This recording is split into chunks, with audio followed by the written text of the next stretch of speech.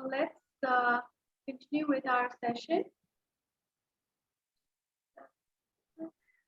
You know, when the session is going on, if you think it is like I'm going too fast, please stop me, okay?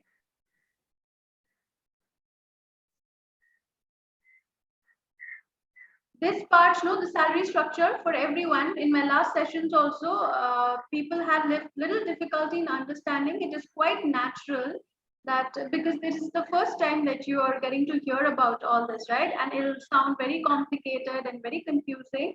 But as you start working on it, don't like you will not feel any of these. So you will just have to get used to it. The terminologies and the concept is new, but it's not difficult. Okay, so all this you'll find a little bit of mugging up that needs to be done. I won't say just understand and all. The formula needs to be mugged up. Okay, and the concept also needs to be mugged up. You will have to understand what is the difference between gross salary, what is net salary, what is CTC.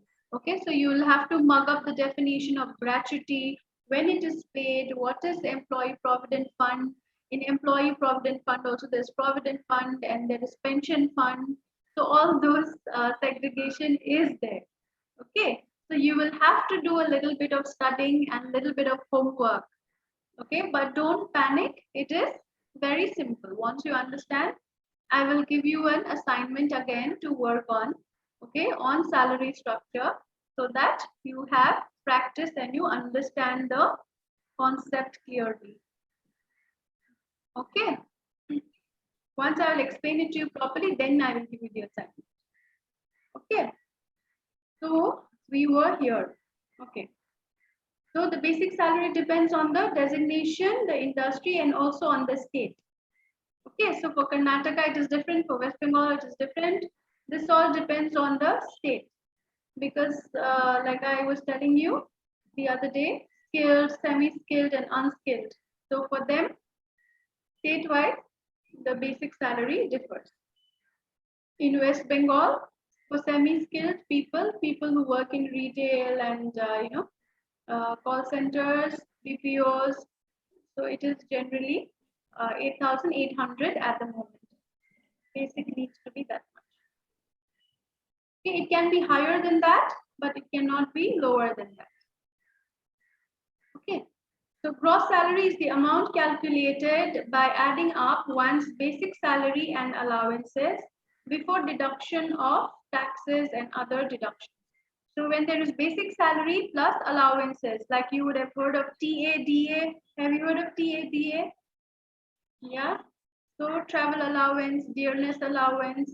Okay. HRA. Have you heard of HRA? House rental allowance. Okay. So when you add basic salary plus HRA plus TA and DA, it becomes your gross salary. Okay. So here it is given. See. Gross salary equals to basic salary. I will teach you how to calculate the basic salary. Okay. Gross salary equals to basic salary plus HRA, house rental allowance plus TADA. Other allowances means TADA. Okay. So this all makes up the gross salary. There's a formula for basic salary. There's a formula for HR. Now net salary or take home salary. Net salary or take home salary is obtained after deducting income tax at source and other deductions as per the relevant company policy. So something like professional tax and income tax. After deducting all of this, you will get your net salary. So TDS, you will come across this word TDS once you start working in companies. This is the TDS filing and all you would have heard. Every year we have to do TDS filing. So that's income tax filing. Income tax, deducting income tax at source, that means at the company. Okay, so your tax gets deducted. So your net salary or the take-home salary is basic plus HRA plus your TADA minus the income tax minus the provident fund that you are contributing minus the professional tax. Okay. Basic salary plus allowance gives you gross. Again, if you say gross minus all the taxes, it is net salary. Confusing? I will show you the structure, then it will be clear. But in the meantime, yeah, tell me, you have questions? So, ma'am, this professional tax, this part is paid by us, I mean, from the basic salary or from the net salary, sorry. No, from the gross salary. Okay, so professional tax, yeah, it is again a monthly deduction. So it is not more than like 150 rupees or something, 120, 150. Not more than that. It's a monthly affair. Okay, Provident Fund is also a monthly deduction and income tax also.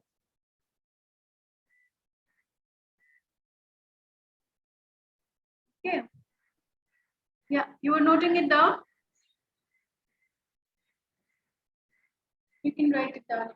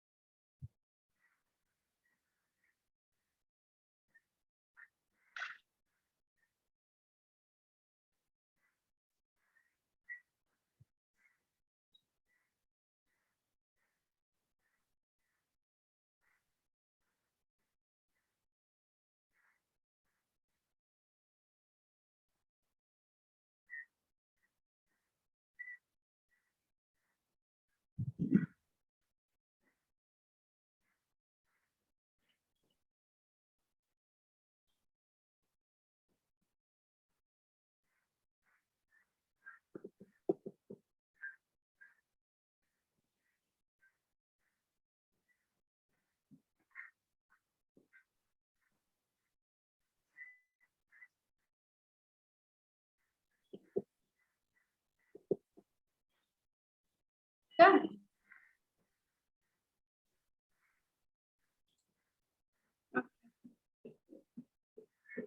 Suman, are you done? Yes, ma'am. So what is an allowance? Okay, an allowance is an amount received by the employee for meeting service requirements. So it is an allowance given by the company for meeting service requirements. Allowances are provided in addition to the basic salary and vary from company to company. So allowance cannot be fixed, okay? And it differs from company to company. Some common types of allowances are discussed below. So first allowance is house rental allowance. It is an amount paid out to employees by companies for expenses related to rented accommodation. Okay, so it is an allowance given by the company to support the rented accommodation. So it is over and above the basic salary. And even when you are producing your documents to for your tax rebate and filing your income tax and all, you can give your rent receipts in case you are staying in a rented house. Okay. Leave travel allowance, LTA, it is again, depends on the position. Okay, it depends on the designation and position. So LTA is again a benefit that is provided by the company to cover domestic travel expenses. Okay, domestic travel expenses of an employee. It does not include expenses for food, accommodation, etc. during the travel. So for example, if an employee is working in Bangalore and is actually from Darjeeling, okay, and the company will twice a year they will pay for the travel tickets, okay, but not for all. Again, it depends on the designation and position. So that is LTA. That is called LTA, but it does not include the food that we eat during the travel. If we have to stay in a hotel during the travel, no, it is not going to include any of that. It will just be the travel tickets to and fro. Okay, and it's generally for the employee, and sometimes again depending on the designation, it will be for the family members also. Family members will be wife and 2 children. Okay, depending on the company policy. So it's not the same for all the companies. Okay, conveyance allowance. Conveyance allowance is provided to employees to meet travel expenses from residence to work.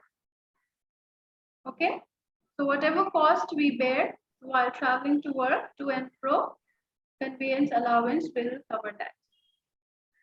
Okay, dearness allowance is the living allowance paid to employees to tackle the effects of inflation. So just to tackle the effects of inflation, rise in prices, right? Inflation is what? Rise in price of commodities, right? Sudden rise in price in commodities is inflation. So in order to meet that, dearness allowance is given by the company. It is applicable to government employees, public sector employees, and pensioners only. Okay, so only government sectors, public sectors, and pensioners will get the DA. Other such allowances are special allowance, medical allowance, incentives, etc. So these are few types of allowances which is categorized under a salary structure. Okay. My video is stuck.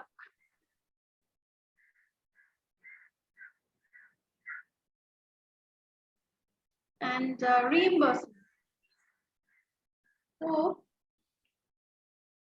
reimbursement. So what are the kind of reimbursements that companies give to employees? Occasionally, employees are entitled to several reimbursements, like medical treatments. So if there are any medical treatments that employee undergoes or their immediate family members, like spouse and children or mother and father, then medical reimbursement is also given by the company. Phone bills, which is used for official purpose. Okay, newspaper bills, all this is also done by the company. Okay, the amount is not received in salary, but on submission of bills, reimbursement is given. Okay, so it is not given as net take home, but it will be given as a reimbursement. What is reimbursement, guys? Any idea what is reimbursement? Meaning of the term reimbursement? For example, Tell me one by one.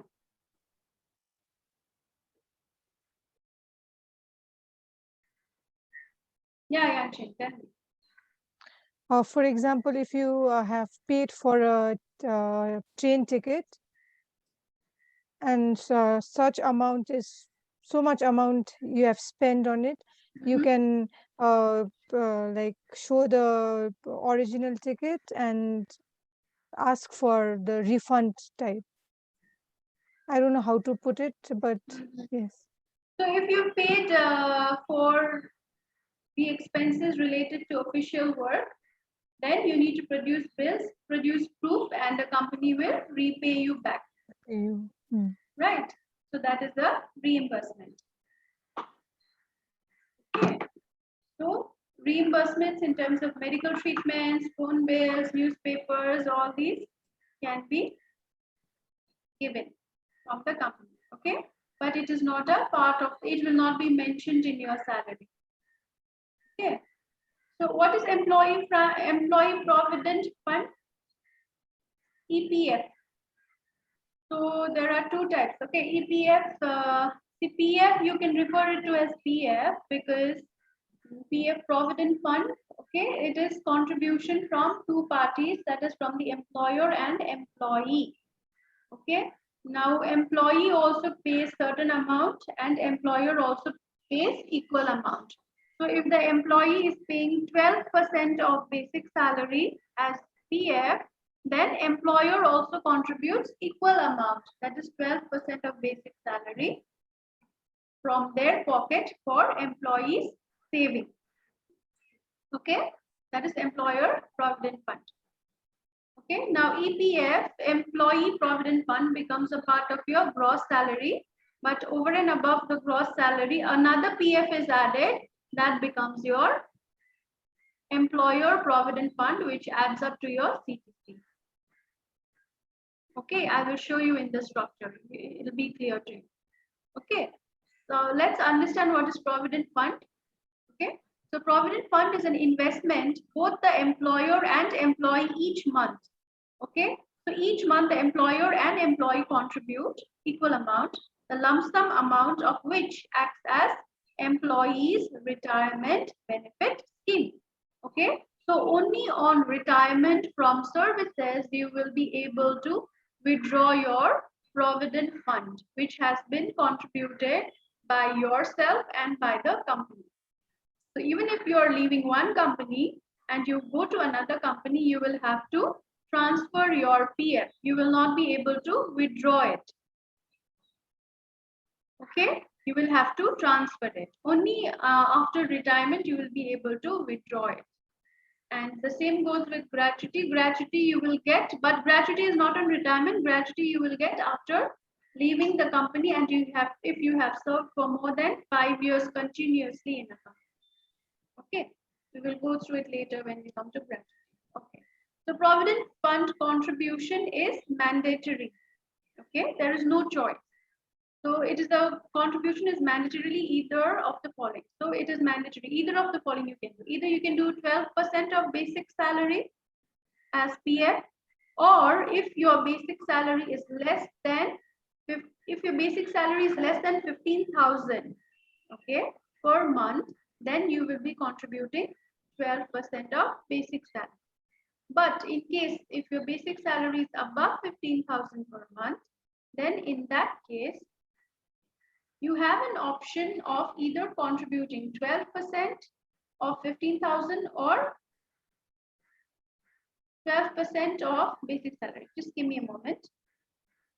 Okay, so in case your basic salary is above 15,000 per month, okay, then the company has a choice, not you, but the company will have a choice of contributing either 12% of 15,000, which is 1,800, or 12% of the basic salary. So if the basic salary is above 15,000, then what happens if the basic salary is like around 20,000? Then the company has to contribute more. So the more the salary keeps increasing, the company will have to keep contributing more and more from their pocket, right?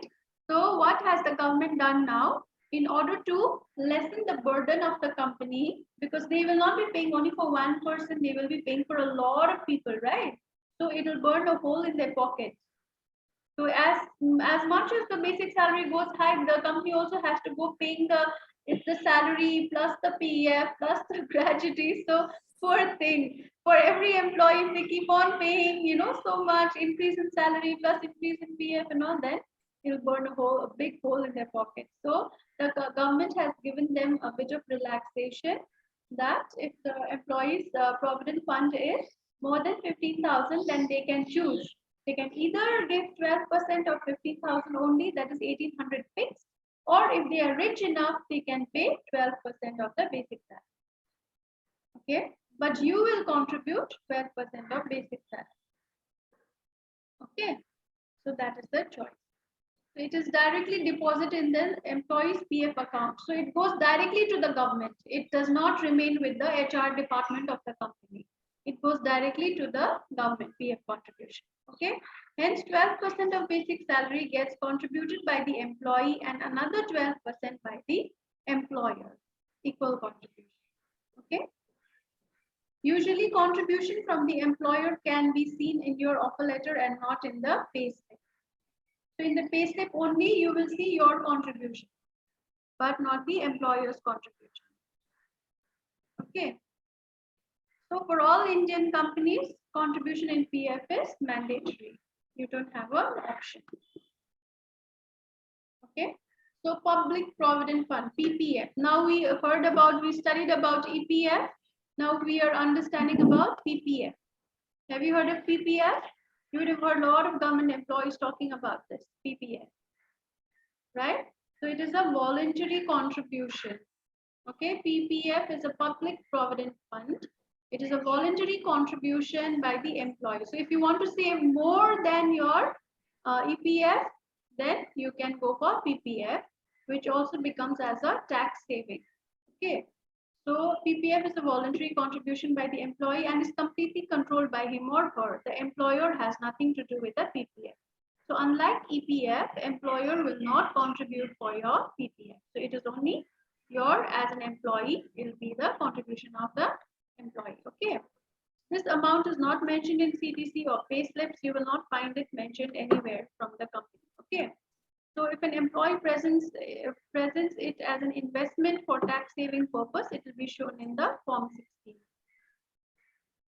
Okay, but any proof that the company is giving about your salary, if you are opting for a PPF, then it will not be shown. Only in Form 16 it will be shown.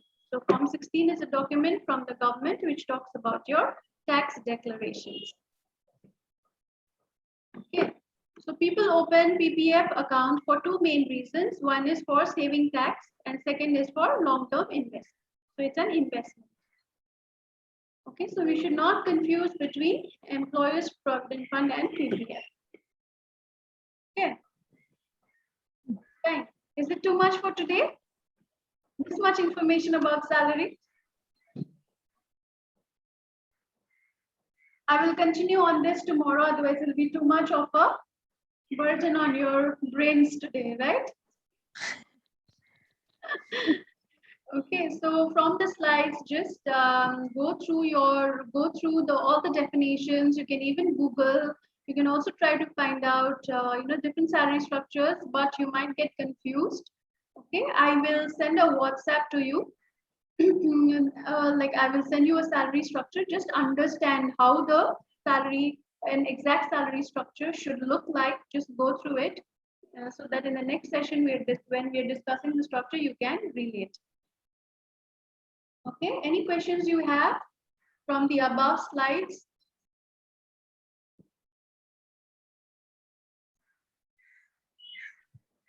Shobna? You've been so silent throughout. You have any questions? No? Did it bounce over your head? I hope not. No, Mm. it's clear till now. It's clear. Okay, that's great. Because this is very, very important for us as an HR to understand. Okay? Just one question I have, ma'am, from the Yeah. previous slide. Ask ma'am. From the previous slide. from the previous slide. Okay. PPF? Not this one, ma'am. Previous one. EPF? Yes, ma'am. Here the EPF one, ma'am. Here two cases are given. Yeah, the basic salary and the case two is basic salary. In this case, the company has an option to either contribute 12% of 15,000, that is 1,800, or 12% of the basic salary. So if the basic salary is 15,000, so similarly 1,800 will be deducted, right?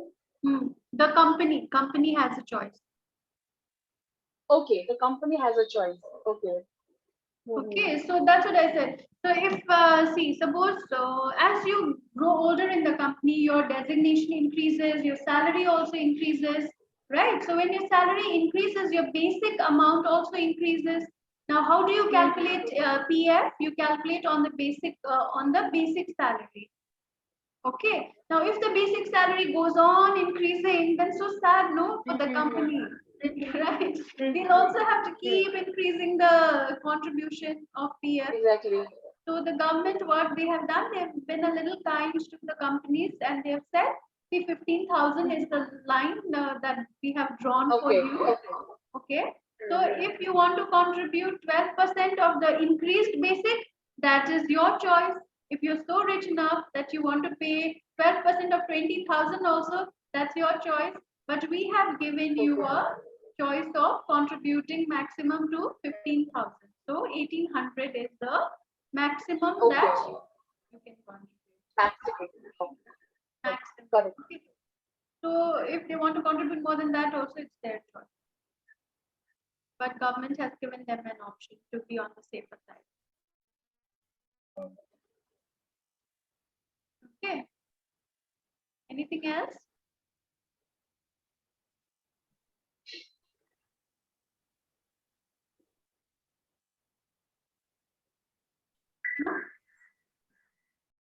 Okay, you want to break for the day? Okay. Yeah. Okay, fine. So our usual timing is 4 o'clock. Okay. That day I said 5 because we didn't have electricity, and around like 4:15, 4:20, the electricity came and I could connect to Wi-Fi. Okay, so that is why I said 5 o'clock. Otherwise, our usual timing is 4 to 6. 4. Okay, I will go through your assignments that you've submitted. Okay, and I will give you a feedback through email only. Okay, after we finish this, we'll do another assignment on salary structure. Fine. Okay, then have a nice evening, all of you. I will see you on Wednesday. You too. You too, ma'am. Thank you, ma'am. Thank you.